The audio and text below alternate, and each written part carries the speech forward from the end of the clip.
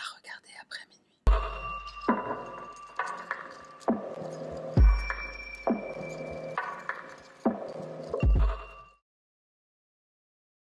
Salutations mon cher panda, moi c'est Sarah, bienvenue sur ma chaîne et on y va sans plus tarder. L'affaire de ce soir nous emmène en Asie du Sud-Est, dans un pays niché entre la mer d'Andaman et la mer de Chine, connu pour son histoire fascinante, son incroyable culture, sa délicieuse cuisine, et pour ses habitants accueillants et chaleureux. C'est pas pour rien que ce pays est surnommé le pays du sourire. Ce joyau asiatique est une destination de choix qui attire chaque année des millions de touristes. On s'émerveille devant ces paysages à couper le souffle, ces montagnes majestueuses, ces îles paradisiaques et ces plages de sable fin. Dans ce pays, la modernité s'entremêle avec les traditions ancestrales, tandis que les imposantes statues de Bouddha, les temples et les palais royaux préservent toujours les mystères du passé. Tu l'auras sûrement deviné, notre destination pour l'affaire de ce soir, c'est la Thaïlande. Bien plus qu'une simple destination paradisiaque où on y passe des vacances, la Thaïlande sera le temps de notre récit, le théâtre de notre intrigue. On s'y rend pour une sordide et troublante affaire, pour laquelle, je te préviens, il faudra que tu aies le cœur accroché. Cette affaire qui s'est déroulée très récemment, en août 2023, c'est le scénario parfait d'une série true crime à succès sur Netflix. Tout y est, comme dans les meilleurs romans policiers. De beaux protagonistes, célèbres, riches, des vacances de rêve sur une île paradisiaque, des mensonges, des secrets, du sexe, et bien sûr, un meurtre. Bienvenue sur l'île de Koh Phangan, je crois que je dis ça bien. Au milieu des touristes venus profiter du soleil et de la cuisine locale, une horde de policiers débarque pour fouiller l'île, une agitation inhabituelle dans ce coin de paradis qui est davantage connu pour abriter ces fameuses full moon parties que pour le drame qui vient de s'y dérouler. Voici l'histoire de Daniel Sancho. Fils unique, Daniel Sancho est issu d'une célèbre famille d'acteurs. Sa mère, Silvia Broncalo, est une ancienne actrice espagnole. Quant à son père, Rodolfo Sancho, célèbre acteur espagnol, il est une véritable star du petit écran et aussi du cinéma. Sa filmographie est très impressionnante. En France, il est connu pour son rôle dans le film d'horreur intitulé N'écoute pas, film qui est sorti en 2020 sur Netflix, et plus récemment dans la série Les Héritiers de la Terre, sortie en 2022 également sur Netflix. De nombreuses fois primé, Rodolfo obtient une vingtaine de récompenses tout au long de sa carrière, dont celle du meilleur acteur européen à l'Eurofilm Festival en 2014. Rodolfo suit les pas de son illustre père qui était acteur espagnol très connu et apprécié des années 60 aux années 2000. Les parents de Daniel, Silvia et Rodolfo, se rencontrent à l'âge de 18 ans alors qu'ils sont tous les deux étudiants en théâtre. À cette époque, les deux rêvent de devenir acteurs et au fil des répétitions, ils tombent amoureux. À peine quelques mois plus tard, Silvia tombe enceinte, le jeune couple n'a que 19 ans, lorsqu'ils donnent naissance à leur fils Daniel le 11 juin 1994 à Madrid. Malgré un début prometteur en tant qu'actrice, Silvia abandonne ses rêves de cinéma pour se consacrer pleinement à l'éducation de son fils. Rodolfo et Silvia se marient dans la foulée, le jeune Rodolfo retrousse ses manches et enchaîne les castings. Il est très vite repéré, mais quand même un peu aidé par son nom et sa belle gueule. Il interprétera le rôle de Nico dans la série télévisée populaire espagnole A salir de clase, et c'est pour lui le début du succès. Les rôles s'enchaînent pour le jeune acteur, ce qui ne l'empêche pas d'être un mari et un père aimant, dévoué. Le petit Daniel connaît donc une enfance heureuse, épanouie, confortable auprès de sa famille. C'est un jeune garçon plein de vie, au caractère espiègle, c'est un enfant aimé et choyé, un peu trop gâté diront certains. Malheureusement, ce bonheur familial ne va pas durer. Après plus d'une décennie passée ensemble, Silvia et Rodolfo finissent par se séparer. Un divorce sans aucun scandale, sans aucune bague, ils réussissent à rester amis et entretiennent aujourd'hui encore une très bonne relation. Silvia est à présent gestionnaire en patrimoine, une femme discrète qui mène une vie tranquille, loin des tapis rouges, et quant à Rodolfo, il retrouve l'amour dans les bras de l'actrice Xenia Tostado. Et de cette union, le couple donnera naissance en 2015 à une petite fille nommée Jimena. Au moment du divorce de ses parents, Daniel a 12 ans, et il vivra entre la maison de sa mère et celle de son père jusqu'à la fin du lycée. Ensuite, il intègre une université privée afin d'y suivre un cursus en administration et gestion des entreprises, mais le jeune homme n'est ni enthousiaste ni vraiment intéressé durant ses études, et il obtient son diplôme bdra. Alors comment traduire bdra?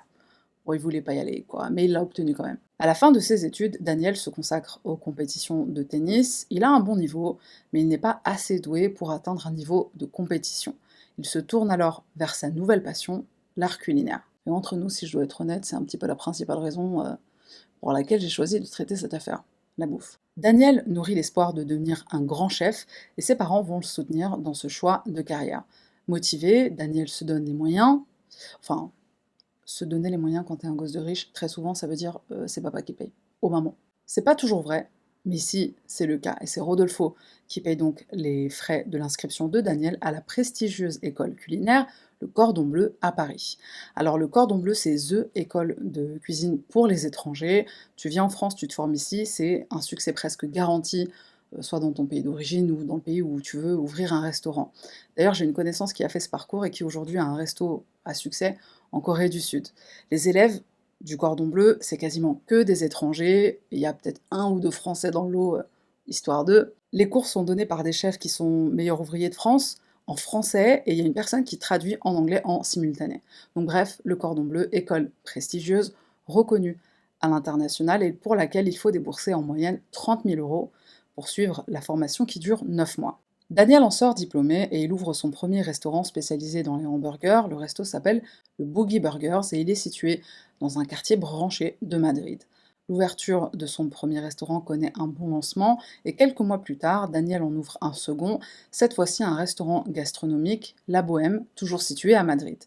La réussite de Daniel n'est pas que professionnelle, le jeune homme n'est plus un cœur à prendre, il est en couple et file le parfait amour depuis 5 ans avec une femme nommée Laura. La prochaine étape pour le couple, c'est le mariage. Très actif sur les réseaux sociaux, Daniel crée sa chaîne YouTube Puro Disfrute, pur plaisir. Et sur sa chaîne, bien sûr, il partage ses recettes, ses conseils et créations culinaires. Muy buenas disfrutones, bienvenidos a un nuevo vídeo en el canal. Muy buenas disfrutones, ¿cómo estáis? Vale, vamos a hacer 3 smash burgers diferentes. Muy buenas disfrutones, ¿cómo estáis? ¿Con ganas de cocinar? Daniel a maintenant 29 ans, il a tout pour lui, c'est un grand et bel homme, charismatique, au physique musclé et au look de surfeur, et à en croire son compte Instagram, il mène une vie de luxe pleine de voyages, il est amateur de sport nautique, il partage les plus beaux spots de plongée et de surf aux 4 coins du monde, et pour son prochain voyage, Daniel, qui est amateur de Muay Thai, art martial thaïlandais, il s'envole donc pour la Thaïlande. Nous sommes le 31 juillet 2023, il atterrit sur l'île touristique de Koh Phangan, c'est comme ça qu'on dit. Dès son arrivée, en bon influenceur qu'il est, Daniel poste quelques photos sur son compte Instagram. Et dès le lendemain, il doit retrouver un ami proche nommé Edwin pour assister à la très célèbre fête de la pleine lune. Alors la fête de la pleine lune, ou en anglais Full Moon Party, c'est une fête qui se célèbre sur l'île de Koh Phangan et qui trouve ses origines dans les années 70-80. Un groupe de hippies trouve le village de Hadrin, village isolé et difficile d'accès, mais surtout l'endroit idéal pour admirer la pleine lune. Ce qui au départ était un secret bien gardé se transforme en événement mensuel avec entre 5 000 et 30 000 participants selon la saison. Et c'est donc à une full moon party que doivent se rendre Daniel et Edwin. Edwin Arrieta Arteaga, de son nom complet, est un homme de 44 ans. C'est un célèbre chirurgien esthétique colombien qui dirige la prestigieuse clinique de Monteria en Colombie. Il est réputé et respecté dans son domaine. C'est une clientèle fortunée qui se bouscule aux portes de sa clinique, clientèle qui vient principalement de Colombie, d'Argentine, du Chili et du Mexique. Edwin naît et grandit à Santa de Cruz Lorica, dans le nord de la Colombie. Il est issu d'une famille modeste, sa mère est institutrice, son père réparateur de radio et de télévision. Edwin a 2 rêves qui lui tiennent à cœur, être médecin et voyager, explorer le monde. Dès son plus jeune âge, Edwin se distingue par ses capacités intellectuelles, il est surdoué et ses professeurs le remarquent très vite. Malgré leurs revenus modestes, les parents d'Edwin vont se démener pour couvrir les dépenses scolaires de leur fils jusqu'à son entrée en université de médecine. Grâce au soutien infaillible de ses parents, Edwin obtient une bourse d'études pour étudier la médecine à Buenos Aires en Argentine. Il décroche son doctorat avec les félicitations du jury majeur de sa promotion. Il revient ensuite s'installer en Colombie, près de sa famille. Il ouvre un premier cabinet de chirurgie esthétique.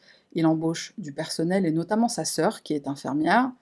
Très vite, la bonne réputation de son établissement lui permet d'ouvrir une grande clinique à Monteria. Très apprécié de son personnel et très proche de ses parents, Edwin est reconnaissant de tous les sacrifices qu'ils ont faits pour lui. Il leur montre son affection en les mettant à l'abri du besoin, il leur offre une belle maison, il leur donne même de l'argent tous les mois.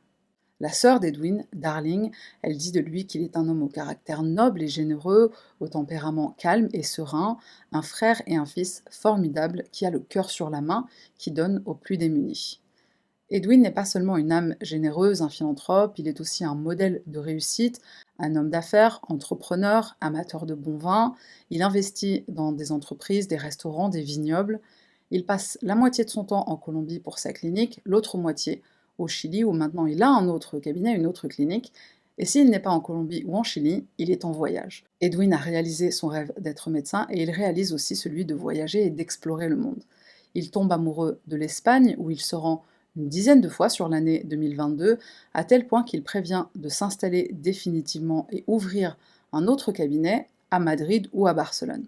Et c'est en partie pour des raisons professionnelles que les deux amis Edwin et Daniel doivent se retrouver en Thaïlande, d'une part pour assister aux célébrations de la fête de la pleine lune, mais aussi pour parler affaires. En effet, Daniel cherche des investisseurs pour son tout nouveau projet. Cette rencontre est à la fois amicale et professionnelle, alliant plaisir et travail. Ce 31 juillet 2023, c'est donc Daniel qui arrive le premier sur l'île thaïlandaise, suivi d'Edwin le lendemain. Le matin du 1er août, Daniel récupère Edwin à l'aéroport et les deux hommes s'en vont prendre leur petit déjeuner, un moment qui sera immortalisé par une photo que prendra Edwin, et cette photo il l'enverra à ses proches en Colombie. On y voit les deux hommes assis à une table, ils sourient, ils sont détendus, prêts à savourer leur petit déjeuner ensemble. En début d'après-midi, les deux amis se dirigent à leur villa privée, dans le complexe hôtelier Ad Salad Villa. Edwin, qui est en plein décalage horaire, veut faire une sieste. Daniel laisse alors se reposer Edwin. Les deux hommes doivent se retrouver un peu plus tard dans la soirée pour donc assister à la fête de la pleine lune, mais entre-temps, Edwin disparaît mystérieusement. Il ne se rend pas à la full moon party, comme c'était prévu ce soir-là. Dans la villa, il y a encore toutes ses affaires, il ne manque que son portable et son portefeuille. Où a bien pu passer Edwin? Les heures s'écoulent, la nuit passe, et toujours aucun signe de vie du chirurgien. Ça fait plus de 24 heures qu'Edwin est introuvable, injoignable, ce qui n'est absolument pas dans ses habitudes. Enfin, le mec dirige quand même deux cliniques. Famille, membres du personnel, collaborateurs, tous savent qu'Edwin ne les laisserait jamais sans nouvelles, pas même pendant 24 heures. Inquiète, Darling, la sœur d'Edwin, contacte Daniel. Le jeune homme lui annonce qu'il a perdu la trace d'Edwin, mais il promet de faire tout son possible pour le retrouver. Je fouillerai toute l'île s'il le faut, dira Daniel à Darling. Le 3 août, Daniel finit par se rendre au poste de police pour signaler la disparition de son ami Edwin aux autorités thaïlandaises. Pendant ce temps-là, de l'autre côté de l'île, les employés d'une décharge font une horrible découverte. Un sac plastique sur le point d'être incinéré va intriguer un des employés. Le sac est humide, il dégage une odeur nauséabonde. L'employé l'ouvre, pensant y trouver un animal mort, sûrement un chat, se dit-il. Cet employé est loin d'être prêt pour cette découverte qu'il fait en ouvrant ce sac. Horrifié, il découvre des restes humains, des morceaux de hanches et d'intestins. La police locale est prévenue et se rend sur place. Une fois à la décharge, après une inspection plus approfondie, ce n'est pas un mais plusieurs sacs contenant d'autres morceaux de corps humain, des cuisses, des jambes découpées et des vêtements qui seront retrouvés. Première étape pour la police scientifique, identifier le corps, ce qui n'est pas une mince affaire parce qu'il manque plusieurs parties du corps de cette victime, et notamment la tête, les bras et les mains, les éléments qui permettent d'identifier une personne le plus facilement.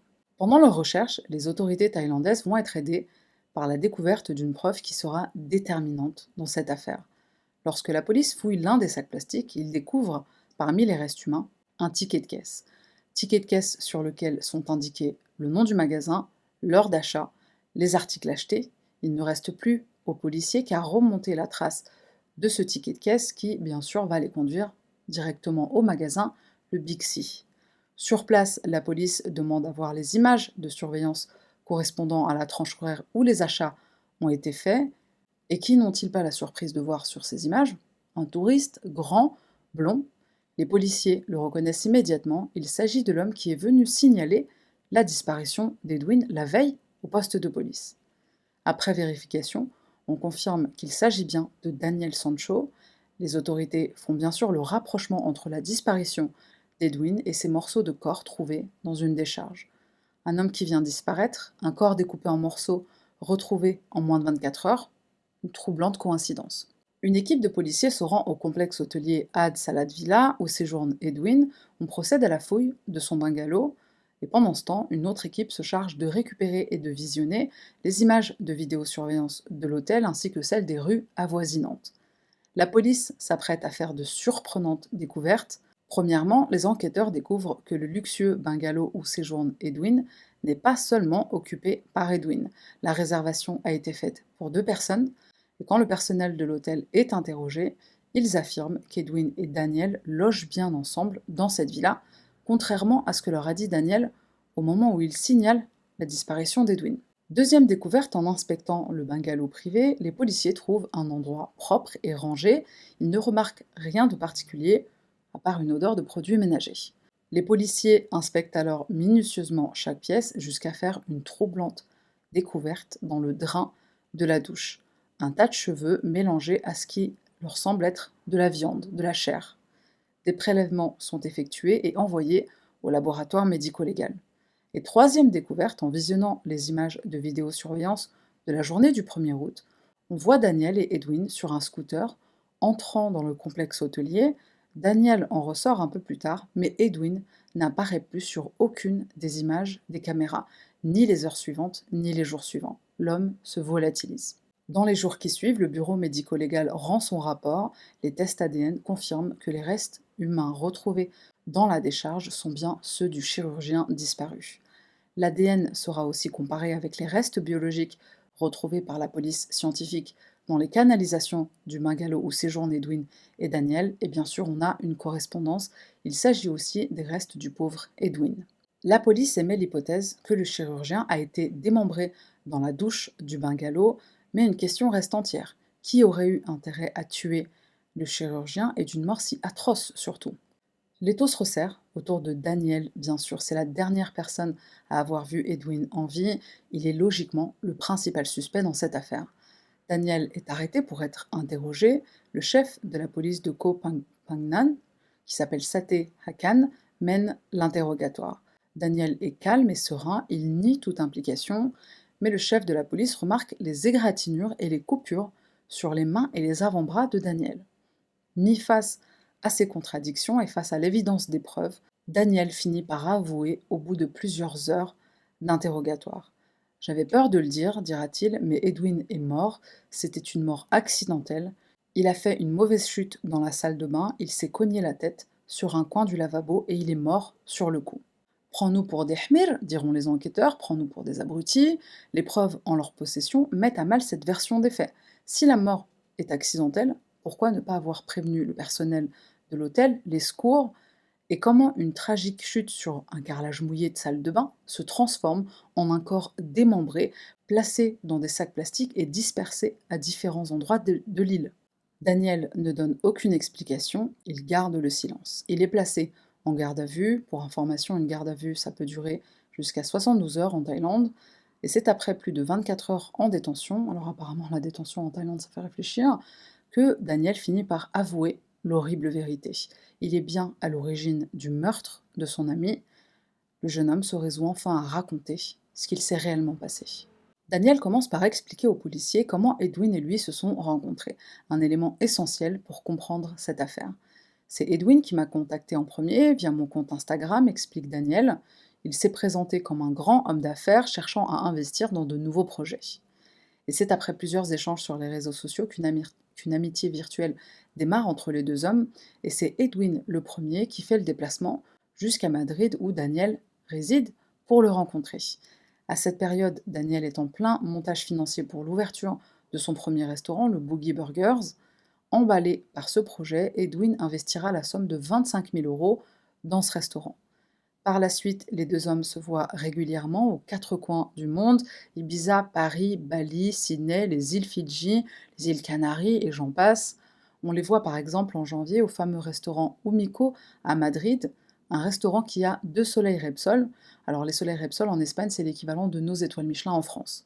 En dehors de leurs sorties gastronomiques, Daniel et Edwin assistent aussi à plusieurs événements sportifs. Ils sont vus à des rallyes de course automobile, des matchs de tennis, des matchs de foot, des compétitions de surf et autres événements et soirées en tout genre. Daniel avoue également s'être rendu en Colombie pour de la médecine esthétique dans la clinique d'Edwin. Alors qu'est-ce qu'il a fait comme retouche? C'est une bonne question, j'ai pas trouvé la réponse. Petit à petit, On découvre que ce qui semble être une simple relation d'associés amis va en réalité bien plus loin. Les deux hommes sont amants. Au début, il m'a fait beaucoup de promesses, avoue Daniel. En contrepartie, je devais lui fournir des photos dénudées de moi. Ça n'aurait pas dû aller plus loin, mais dès sa première visite à Madrid, on a eu une première relation sexuelle. Daniel déclare aux enquêteurs thaïlandais que ça fait plus d'un an qu'Edwin et lui entretiennent une relation intime.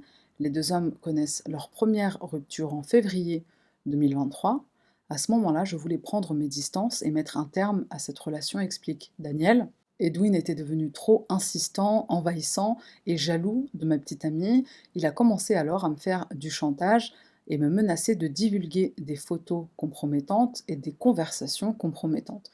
Des photos qui auraient bouleversé ma famille et détruit ma réputation. Pendant un an, il a tout fait pour me garder. Il a tenté de détruire ma relation avec ma copine que je voulais épouser.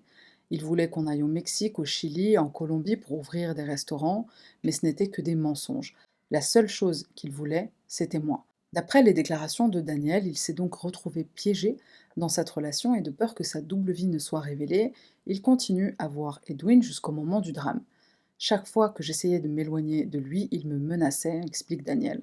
Et en effet, la police découvre sur le téléphone de Daniel plusieurs messages confirmant le chantage affectif qu'il subissait de la part d'Edwin.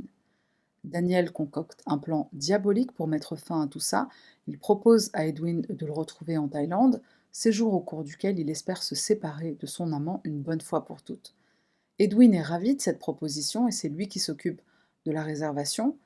Mais ce que Daniel ne dit pas aux enquêteurs tout de suite et qui sera découvert un peu plus tard, c'est que le jeune youtubeur se fait entretenir financièrement par le chirurgien. Edwin donne d'importantes sommes d'argent à Daniel pendant leur relation et c'est Edwin qui prend en charge toutes les dépenses du couple. Voyages, billets d'avion, jet privé, restaurants, sorties, activités, hébergements dans des hôtels 5 étoiles, etc. On arrive au 31 juillet 2023, jour où Daniel atterrit sur l'île thaïlandaise. Dès son arrivée, il ne perd pas de temps. Il doit mettre en place son plan machiavélique avant l'arrivée d'Edwin le lendemain. Daniel loue un scooter, on le voit déambuler dans les rues de l'île jusqu'à ce qu'il soit filmé entrant dans un magasin local, le Bixi. Et si tu te souviens bien, c'est de ce magasin que provient le fameux ticket de caisse retrouvé dans l'un des sacs plastiques. Daniel fait quelques achats pour le moins suspects, des couteaux, une scie, des gants, des sacs poubelles, des éponges, du détergent et de l'eau de javel, le kit du tueur. Un peu plus tard dans la journée, Daniel tente de louer un kayak, mais il n'en trouve aucun. Il propose alors à deux touristes la somme de 1000 $ pour racheter le leur. Le lendemain, soit le 1er août, Daniel récupère Edwin à l'aéroport. Les deux hommes sont vus sur les images de vidéosurveillance, rentrés à leur hôtel. Malheureusement, ce sont les dernières images qu'on aura du chirurgien en vie. La partie suivante est basée sur la déposition de Daniel uniquement. Dans l'intimité de leur suite, le soir même, Daniel confronte Edwin, il veut mettre un terme à leur relation. Une dispute éclate entre les deux hommes. Edwin fait du chantage à Daniel, insistant pour des faveurs sexuelles. C'en est trop pour Daniel qui frappe violemment Edwin au visage. Edwin riposte et lui mord la main, d'où les égratignures qui sont constatées par les policiers. À ce moment-là, Daniel entraîne Edwin dans la salle de bain où il cogne l'arrière de son crâne contre le rebord du lavabo. Edwin assommé, Daniel revient à la charge, il le poignarde 2 fois dans la poitrine avant de lui trancher la gorge. Ça aurait pu s'arrêter là, mais Daniel n'en a pas terminé. Il pousse l'horreur à son comble, muni d'un couteau et d'une scie, il démembre le corps d'Edwin, 17 morceaux au total qu'il répartit dans 14 sacs plastiques, une opération qui va durer plus de 3 heures. Daniel a tout prévu, ce démembrement a pour but de se débarrasser plus facilement du corps pour ne pas éveiller les soupçons et rendre difficile l'identification du corps. En plein milieu de la nuit, Daniel va ensuite placer quelques-uns des sacs plastiques dans son sac de sport qu'il charge sur son scooter, direction la côte. Tu te souviens qu'il avait acheté un kayak la veille, et c'est maintenant que le kayak entre en scène. Daniel va s'en servir pour jeter plusieurs sacs à la mer, à environ 600 mètres de la plage. Il fera 2 allers-retours entre la côte et le bungalow. Daniel jette également le portable et le passeport d'Edwin en mer.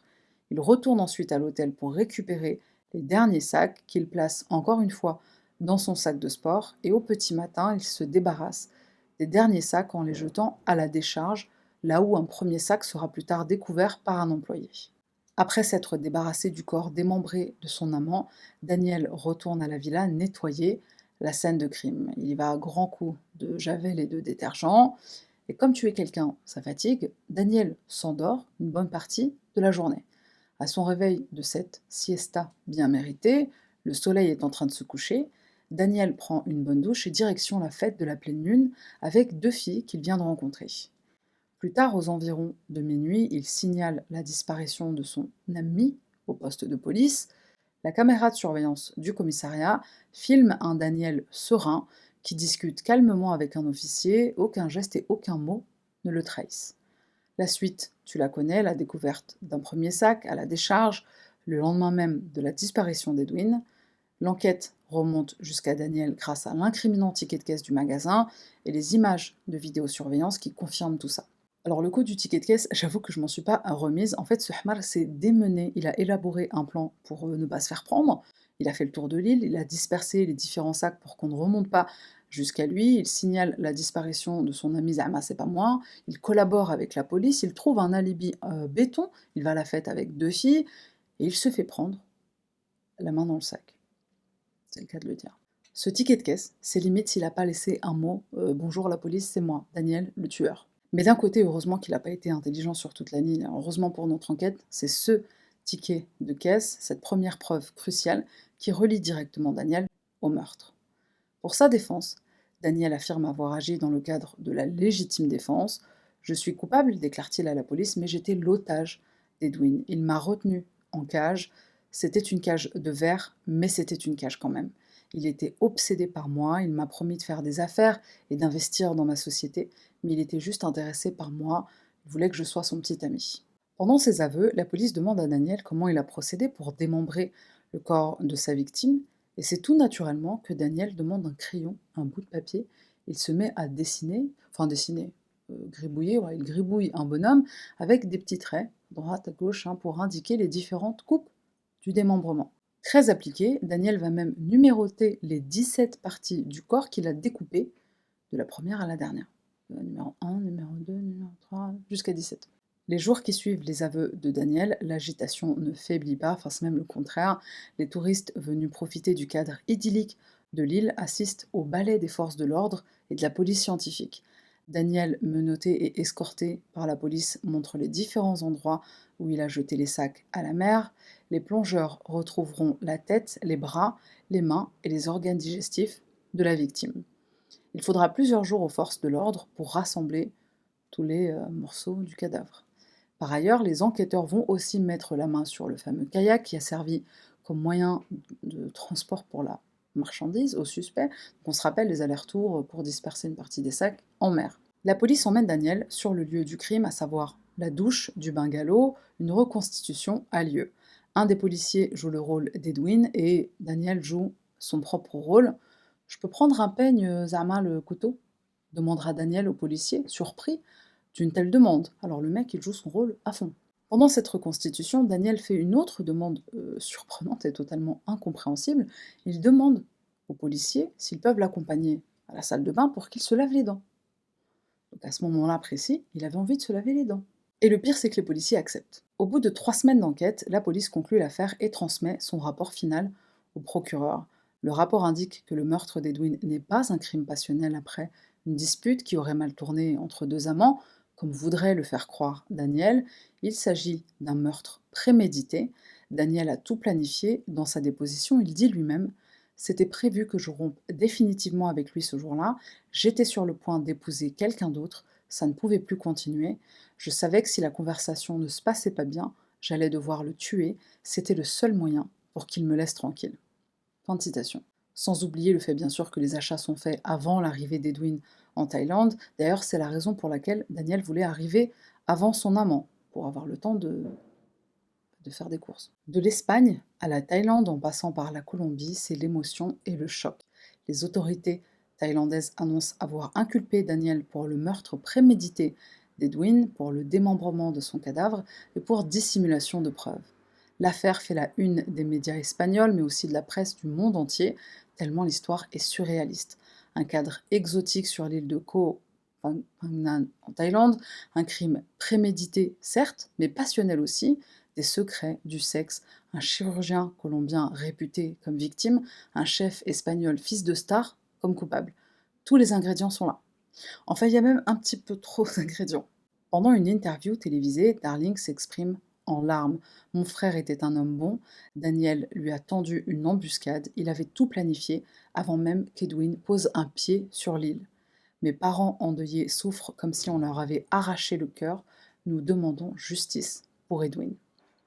Le meilleur ami d'Edwin s'exprimera à son tour sur la relation sentimentale qu'entretenaient Edwin et Daniel. Edwin m'a dit qu'il était amoureux d'un garçon nommé Danny, explique cet ami, avec qui il entretenait une relation cachée, mais son intention était visiblement d'officialiser comme un vrai couple. Edwin est rapidement tombé amoureux de ce Daniel, il s'est rendu à Madrid pour le rencontrer et depuis, les deux ne se sont plus lâchés. Voyages, dîners, événements, rendez-vous dans des hôtels de luxe. Edwin a investi de l'argent dans les restaurants de Daniel, il prévoyait d'ouvrir une clinique à Madrid ou Barcelone pour se rapprocher de lui. Il l'aimait vraiment. Fin de citation de l'ami d'Edwin.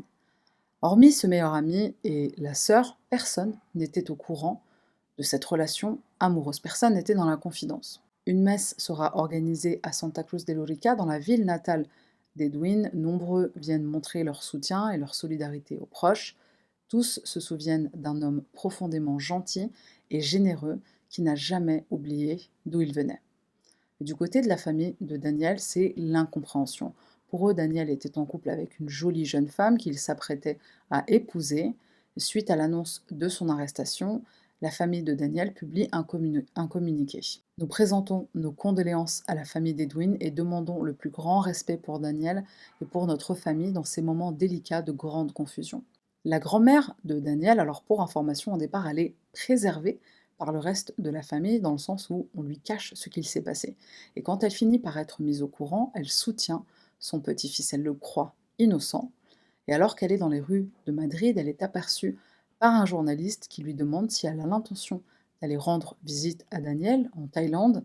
Elle répond que oui, elle ira le voir en détention aussi vite que possible. J'ai foi en la justice, dit-elle, j'ai foi en mon petit-fils, foi en Dieu, Jésus et Bouddha.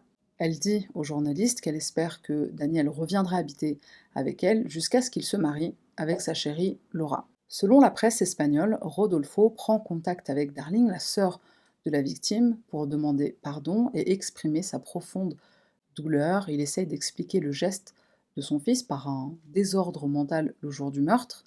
Il rappelle également à Darling que ce sont deux familles qui sont désormais détruites. Sans perdre de temps, Rodolfo et Sylvia s'envolent pour la Thaïlande pour soutenir leur fils. Sylvia est la première visite familiale de Daniel à la prison de Koh Samui, prison redoutée et réputée pour son insalubrité, pour ses cellules surpeuplées dans lesquelles s'entassent et se côtoient petits délinquants comme grands criminels. Les parents de Daniel sont inquiets des conditions de détention de leur fils pendant leur visite, mais Daniel les rassure. Il leur dit qu'il va bien et que les gardes le traitent plutôt bien. Rodolfo met tout en œuvre pour aider son fils à préparer sa défense. Il contacte l'ambassade d'Espagne en Thaïlande. Il met sur l'affaire une équipe composée d'avocats espagnols et thaïlandais spécialisés dans le pénal. Le père de Daniel ne s'arrête pas là. Il fait appel en Espagne au service d'un bureau juridique spécialisé en criminologie. Il est persuadé que toute la lumière n'a pas été faite sur cette affaire. L'objectif des avocats est de diminuer au maximum la peine d'emprisonnement de Daniel en plaidant l'état de santé fragile du jeune homme. Un grand classique. Rodolfo finit par quitter la Thaïlande à la demande de ses avocats, enfin les avocats de son fils. Pourquoi ? Parce que sa présence gêne la vie de la prison. Chaque fois qu'il se pointe, il y a 1 milliard de journalistes, donc il est préférable qu'il reparte en Espagne et qu'il attende sagement. Mais avant de se faire, Rodolfo rend une dernière visite à son fils. Alors c'est une visite très spéciale, parce qu'il a un cadeau très particulier à lui faire. Bon, quand j'ai lu ce que c'était, j'avais presque envie de rigoler. En fait, il lui ramène une halwa. Une halwa thaïlandaise, des bonbons, des douceurs, enfin en gros des snacks quoi, des snacks locaux. Il explique à la presse que c'est en fait une monnaie d'échange de grande valeur et que ça pourrait aider son fils derrière les barreaux, soit à se sustenter, soit à conquérir ses co-détenus. #prison life. En détention provisoire jusqu'à son procès, Daniel est accusé de meurtre avec préméditation, recel de cadavres et dissimulation de preuves. Il encourt, selon le code pénal thaïlandais, une peine d'emprisonnement à perpétuité avec un minimum de 20 ans de sûreté. La peine de mort qui est en vigueur en Thaïlande est peu probable dans le cas de Daniel. Elle est réservée aux criminels étant à l'origine de la mort de membres importants du gouvernement. Et même si la peine de mort avait été envisageable, la famille d'Edwin, catholique très pratiquante, demande à ce qu'elle ne soit pas envisagée. Seul Dieu donne la vie et la mort, dira la sœur de la victime lors d'une interview. Tout semble se diriger donc vers une condamnation à perpétuité pour le jeune espagnol. Daniel ayant avoué les faits et participé à la reconstitution, ça pourrait lui être favorable au moment du procès. Par contre, ce qu'il saura beaucoup moins, c'est la découverte pendant l'enquête que la raison pour laquelle Daniel signale la disparition d'Edwin, c'est l'insistance de sa sœur Darling. En effet, Edwin a posté une photo de lui et Daniel sur Instagram le jour de son arrivée en Thaïlande. Inquiète de ne pas avoir de nouvelles de son frère, Darling va sur Instagram, Daniel est tagué sur la dernière photo que son frère a postée, donc elle commence à discuter avec lui en message privé et elle insiste pour qu'il aille signaler la disparition de son frère, puisque ce n'est pas dans ses habitudes de ne pas donner de nouvelles pendant aussi longtemps. Dans l'attente de son jugement, Daniel est actuellement détenu à la prison de Koh Samui, où à son arrivée, il passe 10 jours en isolement en raison du protocole Covid. Bon, je ne savais pas que c'était toujours en vigueur en Thaïlande, en août 2023. Après cet isolement de 10 jours, Daniel rejoint une cellule où sont enfermés en moyenne une vingtaine de détenus qui s'entassent et dorment à même le sol. Comme le crime s'est déroulé sur le sol thaïlandais, c'est la justice thaïlandaise qui fait loi. Daniel sera donc jugé en Thaïlande et il purgera sa peine en Thaïlande dans une prison de sécurité maximale. Pour information, il n'y a pas d'accord d'extradition entre l'Espagne et la Thaïlande. En effet, selon la législation du pays, dans les cas de réclusion à perpétuité, le condamné doit purger une peine minimale de 8 années dans une prison thaïlandaise pour espérer ensuite faire une demande d'extradition vers son pays d'origine pour y terminer sa peine. La procédure est longue et coûteuse, mais pas impossible pour la famille de Daniel. Puisque l'affaire est récente, il n'y a pour le moment aucune date de procès, on devrait en savoir plus d'ici quelques mois, donc je t'en dirai plus quand j'en saurai plus. Mais avant de se quitter, j'ai encore 2-3 infos sur l'affaire, notamment un élément qui reste un mystère à ce jour. Edwin avait emmené avec lui la somme de 80 000 dollars en espèces. La police thaïlandaise retrouve cette somme à la villa. D'où vient cet argent? Pourquoi? Pour qui? Pour faire quoi? Mystère. Autre élément troublant, les témoignages des amis de Daniel. Une personne qui était avec lui au lycée dira pendant une interview que Daniel est doux comme la pluie, il ne ferait pas de mal à une mouche, mais une autre connaissance de notre chef cuistot dira le contraire. Il est arrogant, narcissique, il fait ce qu'il veut sans faire face aux conséquences. Je ne suis pas surpris. Autre élément, et celui-là, il m'a bien... Enfin, bon, il était quand même particulier. Le Boogie Burger. Déjà rien que le nom du restaurant, il est drôle. Le restaurant ferme ses portes juste après le drame, ce qui confirme dans l'esprit de tout le monde que le propriétaire c'est Daniel, mais visiblement, après creusage de certains médias espagnols, le restaurant, il existe certes, alors d'ailleurs petite parenthèse que j'ai trouvé ironique, mais le Boogie Burger est dans une rue de Madrid qui s'appelle rue Espiritu Santo, enfin, un truc comme ça, enfin Esprit Saint quoi. Donc bref, le restaurant existe, mais c'est pas Daniel qui l'a ouvert. Déjà, le nom Sancho ne figure sur aucun registre, et en plus, le Boogie se désolidarise ouvertement de Daniel, et notamment sur un avis Google que je te montre à l'écran. Alors pour les personnes qui sont en mode podcast, je te lis l'avis. Il signale mon avis parce que j'évoque le lien entre DS, donc Daniel Sancho, et l'établissement. Ils essaient seulement de redorer leur image, mais ils ne ressemblent pas à du blé propre. Il y a beaucoup de faux avis positifs, je ne recommande pas du tout. Bon, l'histoire du blé propre. Je ne sais pas si c'est littéralement de blé dont il est question, parce que la personne qui a laissé cet avis, elle a joint des photos de son burger, donc j'ai comme l'impression qu'elle parle de blé sale, mais j'en suis pas sûre, c'est peut-être une expression espagnole qui veut dire ils se foutent de notre gueule avec leurs faux avis positifs qu'ils ont mis juste pour se démarquer de DS, Daniel Sancho. Réponse de l'établissement. Cher client, nous regrettons que le changement d'avis concernant notre restaurant ait été affecté en raison d'un événement extérieur de l'entreprise. Malheureusement, les médias publient des informations non vérifiées, nuisant ainsi à notre image et à notre réputation. Malgré tout, il existe encore des médias qui enquêtent un peu plus en profondeur et ont déjà démenti le fait que Daniel soit partenaire de Boogie. À l'avenir, à l'avenir, nous apprécierions qu'avant de publier un message comme celui-ci, vous réfléchissiez à l'utilité de cet avis et à la véracité de l'information. Fin de la réponse de l'établissement. Alors le même article où j'ai trouvé cette information, ne manque pas de partager cette capture d'écran prise sur la page Instagram du restaurant, capture d'écran où on voit Daniel présent à la fête d'inauguration du Boogie, en mode bah s'il n'est pas partenaire, s'il l'a jamais été, qu'est-ce qu'il foutait à votre inauguration? Certains disent que Daniel n'était qu'un chef cuisinier chez Boogie. Le vrai propriétaire du Boogie va finir par répondre à la presse pour taire une bonne fois pour toutes cette rumeur qui fait tâche pour son restaurant.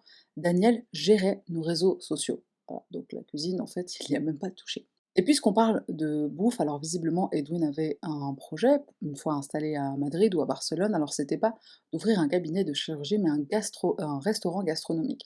Donc la gastronomie, c'est une des passions d'Edwin, enfin c'était une de ses passions, et tout comme il a investi de l'argent dans différents secteurs, il voulait cette fois investir dans quelque chose qui le passionnait, la gastronomie. Et alors je t'ai gardé le meilleur pour la fin. Depuis cette tragique histoire, un jeune homme colombien contacte les médias pour raconter ce que lui a vécu avec notre chirurgien. Moi aussi, j'aurais pu le tuer, dit-il. Dès le premier jour, il a montré un intérêt sentimental envers moi, il a fait tout son possible pour qu'on se mette en couple. J'ai pris peur quand le nombre d'appels a commencé à augmenter. Il m'appelait jusqu'à 143 fois par jour. Le jeune homme de 25 ans raconte qu'Edwin était obsédé par lui, il le harcelait, il menaçait de le tuer lui ou sa famille. Par peur, le jeune homme en question démissionne de son travail, il change de numéro de téléphone et il quitte la ville. Alors moi je suis super contente de trouver cette information si bouleversante, si croustillante, tous les hantes que tu veux. Je partage à Justine qui me dit hey, imagine c'est la famille de Daniel qui a payé ce mec pour dire ça. On me clôt rarement le bec, et Justine m'a cloué le bec. Dans ce même article où il est question d'un jeune Colombien également harcelé par Edwin, notre victime, se trouvait une autre info tout aussi troublante. Daniel aurait été inculpé pour coups et blessures à Madrid en 2019. Ça se passe après une soirée. Daniel veut prendre un taxi pour rentrer chez lui. Il double tout le monde dans la file d'attente et un des autres clients qui attendait aussi un taxi va le réprimander. Alors en gros, il lui dit qu'est-ce que tu fais? Pourquoi tu passes devant tout le monde? Fait la queue. Daniel le roue de coups jusqu'à lui casser une dent, et visiblement Daniel Sancho est toujours en attente de son procès pour ces faits-là, qui datent de 2019. Donc voilà, c'est tout ce que j'avais à dire pour cette affaire, c'est beaucoup, et je pense qu'il y avait même encore des choses que j'aurais pu dire. Bon, je pense que là, la vidéo, elle va faire quand même assez longtemps, je pense, c'est bien, on est bien. Réagis en commentaire, cette affaire, elle m'a fait beaucoup penser à Alex Oroda, qui a été assassiné parce qu'il menaçait de outer, comment on dit, pas outer, mais en fait, il menaçait enfin oui, faire le coming out de quelqu'un à sa place. Et là, en fait, j'ai un peu l'impression que qu'on est un peu dans les mêmes lignes, qu'on est un peu dans les mêmes eaux. Enfin, ce témoignage du jeune Colombien de 25 ans qui dit avoir vécu la même chose, ça m'étonne pas quelque part parce que je me dis ça peut un peu entrer dans la lignée de Edwin, c'est un mec qui a beaucoup d'argent, c'est un mec qui a du pouvoir, et c'est ce pouvoir, cet argent lui sont peut-être montés à la tête au point où il se dit voilà, je peux faire ce que je veux, je peux acheter les gens. Il y avait cette relation avec Daniel de sugar daddy, quoi. Je te paie, je te donne de l'argent, je t'offre des voyages, des hôtels luxueux, enfin voilà, du bon vin. Et tu fais ce que je te demande, en fait, tu fermes ta gueule. Il y a eu un article que j'ai lu sur. Bon, j'en ai pas parlé dans la vidéo, j'en parle brièvement maintenant, mais il y a eu un article où il était question de yachting, alors je crois qu'on dit comme ça en français, mais le yachting, en fait, c'est ce concept-là où des personnes, ou des célébrités passent du temps sur des yachts avec des mecs riches, des mecs fortunés, ou des célébrités même, et parfois c'est même des célébrités qui sont invitées sur des yachts, sur les yachts enfin je sais pas, de millionnaires et tout ça. Voilà, juste histoire d'être là parce que t'es belle, et je pense qu'il doit y avoir aussi pas mal de choses qui se passent dans dans les cabines de ces yachts. Enfin, je sais pas si on appelle ça des cabines, mais bref. Donc voilà, il a été question du yachting aussi dans cette affaire qui a déchaîné les passions et qui, j'espère, va déchaîner la section des commentaires ici. Donc, je t'invite à laisser un commentaire. C'est tout pour moi. Merci d'être resté jusqu'à la fin. Merci aux personnes qui sont abonnées. Si t'es pas abonné, bon bah, c'est juste un clic. Et voilà, on se retrouve la semaine prochaine pour une nouvelle affaire. Bye.